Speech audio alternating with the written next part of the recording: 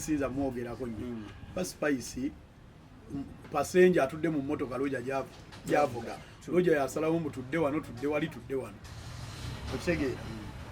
kale ekyo nayogedde ku mutima gwange nganze byempiseemu nganze ne bakyali awo omanyi kyaliwo naye nga si kyaliwo mu butuufu nga pretendinga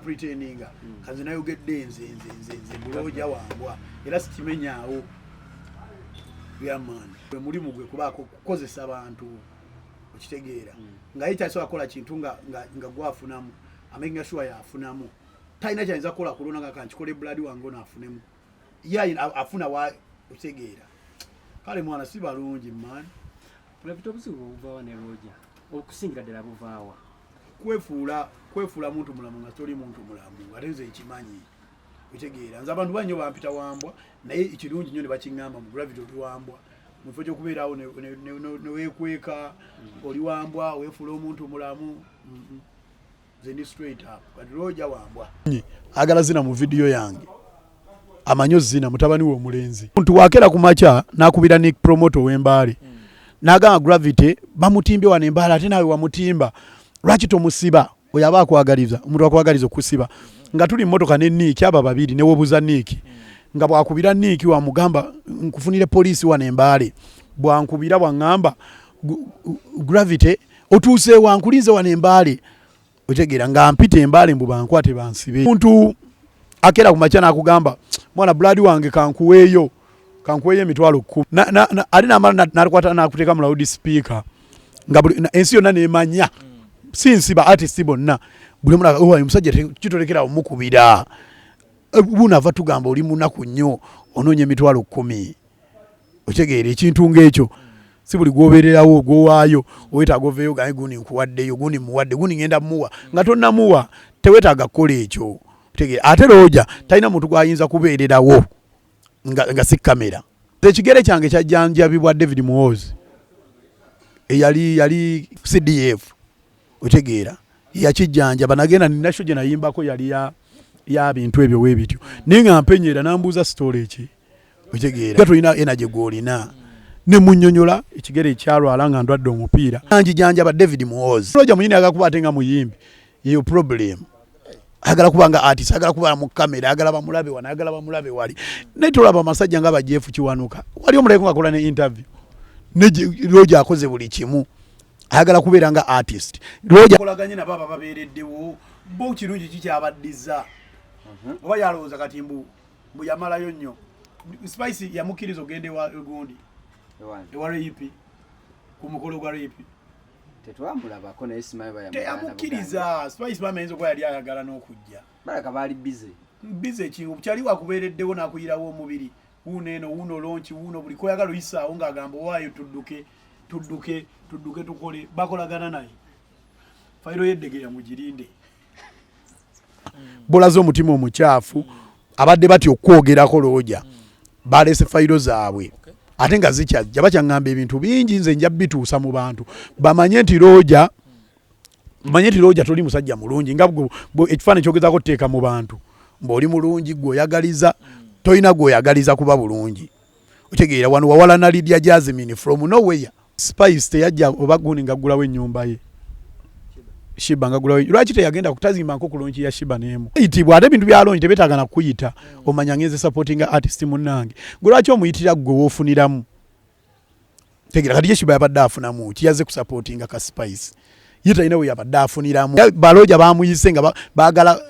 talk eyo after EP Spice mwinaako problem kuba kati byonna ebituukawe Lwaki problem yagezaako siga Spice omutima ogw'omukyafu okitegeera kuba byonna ebizannyibwa Spice talina kyamanyi ku bintu tamanyi mizannyo gya industry eno naye avugibwa Mr. Lwaki Lubega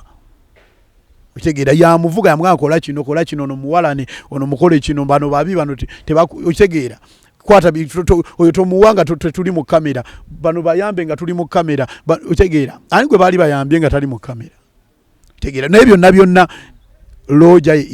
ye driver wa buli kintu kino Spice simuyinako problem neegi manyi namukubira dda kyegira naye kati ekyannumye mwate kwagala okusudiya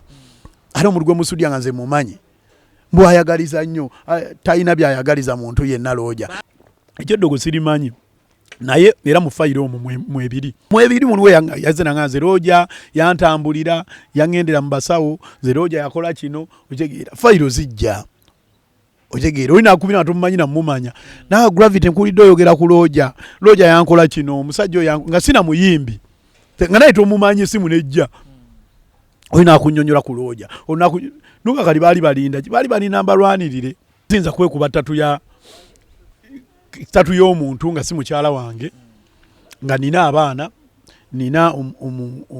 nina omukyala nina maama wange nina taata wange otegeera ne seeteeka kwadde kaddooti kerinnya kalya mutabani wange nenekuba tatu y'omuntu obwongo wange buba butini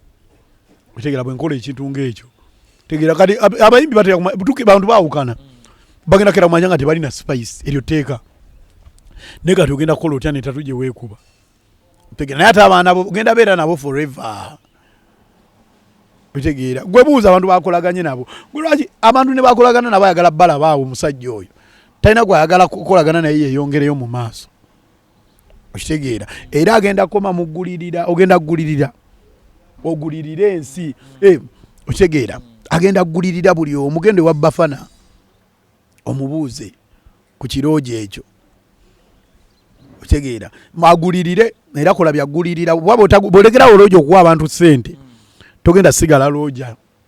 kuba gwe ebintu bye tebiri ku halaali gwe bwolekerawo okuwa abantu ssente ogulirira njogerako yogera ku EP yange kola bwoti gwe kireke olabo bo bagenda kuddamu okufaako kuba abantu buli muntu akulinako obusungu okitegeera kwanza nade sikimanyi mulumbe nade sisuubira naye message zenfuna wano n'amasimu ge nafunye nakakasizaamu omusajja oyo yeetaaga agende yenenye yeetaaga agende mu kyaki osabe Katonda akusonyiwe omutima gwogwo bade saakwogera ku byandongo kuba terogera ku byandongo noogere ku kirooja kino kuba ebyo ndongo kyonimuka ekyo sisoboka nabiganza asinga e Uganda mu kyendongo oyagala gamba ki alimbadde mbannyonnyola fayiro nnyingi ezizze ku tebo yange Lwaki waliwo fayiro yavudde Eddegeya Bombo fayiro zijje fayiro ezinnya sagala zibikula naye ojja kumpaliriza obikula fayiro z'Eddegeya